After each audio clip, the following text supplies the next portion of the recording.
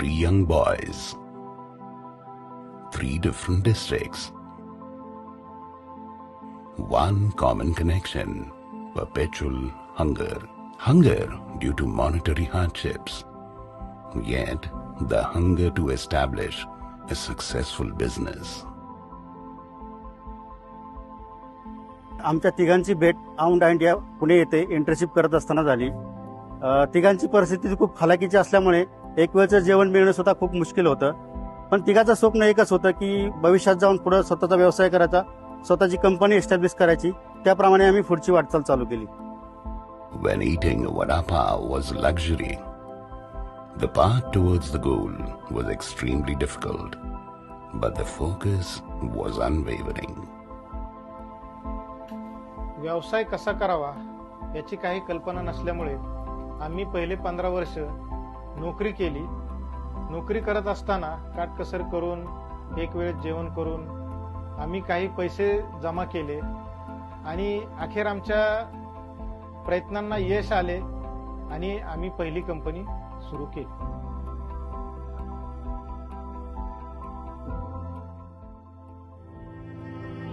Fate had a different twist.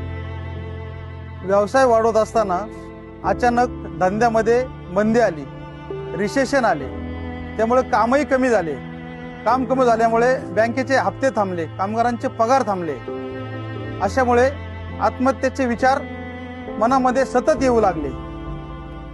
Willpower overcomes all the shortcomings, and it's the company that makes the journey enjoyable.